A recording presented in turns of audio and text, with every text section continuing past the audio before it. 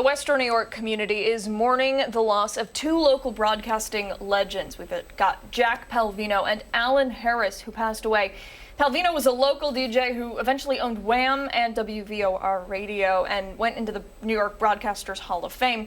Meantime, Harris, a talk show host himself at Wham Radio, also worked here at Channel 13. Yeah, St. John Fisher, media scholar Tom Proietti knew both of them. He joins us this morning to talk about the impact they had on broadcasting locally, and I would imagine with legacy careers, broadcasters across the country knew who these two men were. Well, it's especially true of Jack Palvino. Jack was a legend. He had a morning show that would draw 80% of the audience listening to him. And then he became an owner of broadcast media markets, in broadcast media markets. And he foresaw the switch from AM to FM, especially for music and in the morning. And he was always very close with me because I was 12 years old when I first saw Jack Palvino through a window in an apartment next door to my uncle's house. And it was just beautiful, a beautiful moment. And Jack went on to do great things. He was a wonderful human being, a warm, very funny guy. He would want us smiling about this. Allan Harris. Allan was the junkyard dog of local news, and he could do anything. I mean, he was so good at everything that he did, and funny, kind, caring. We did lose two giants this weekend. And it hurts my heart, it really does. But they both want me to be smiling. Yeah.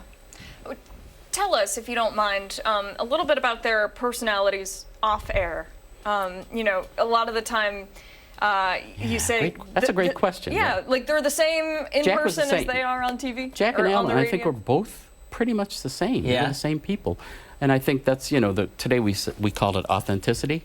Yeah, and that's what they both had. They just exuded it, and they never forgot your names. They always remembered where they came from, and they remembered who you are and where you fit in their lives. Do you think that was part of their longevity? That was part of the appeal of them? Yes. That they were no more or no less than what people saw and heard at home? Yes, even, you know, ethnically they represented the communities.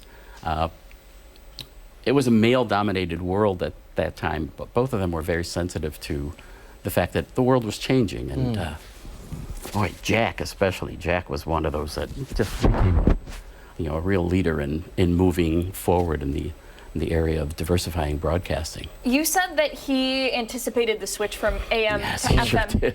I'm curious to know his thoughts over the past few years, as we've seen a lot of radio, you know, get pushed back. Yeah, Jack's very pleased that he sold the properties when he did, because, you know, broadcast properties have lost a lot of value. Jack and I spent a lot of time in cars talking about the impact of the internet and what's happened to broadcasting and whatnot. But he kind of guaranteed me a couple months ago, he said, it's still going to be here. It's just going to be here in a different kind of fashion with a different kind of audience. And there's people like me who are approaching 80 years old who lost part of our souls this weekend. And there's people like you folks and my grandchildren don't know anything about this and are just finding out a little bit now, then what kind of impact it had on us too, because Jack Palvino especially, he was kind of the pulse of the community for probably 30 years, and that's just, you know, what a legacy. It really is a legacy. I'm wondering, do you how frequently do you speak of broadcasting legends like these two men in your class? Well, I don't teach much anymore, but I use them as references constantly. Difficult for the modern student to understand, you know, that you only had maybe 7 or 8 radio stations to choose from in the 1960s and 70s.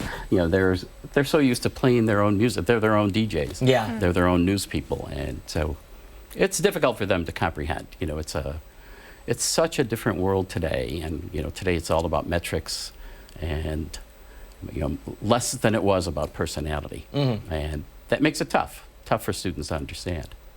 Yeah. Tom, thank you for your time today. And again, we're so sorry for your loss. You know, two local legends, and you know, they certainly will not be forgotten. No. And the families are watching today, I'm sure. And I just want to let them know, they know how much I love these guys, and especially Jack. So thank you. Thank you for having me. Thank you. And hey, stick around. We've got a lot more to come right here on ARC Rochester. We are back on the other side of the break.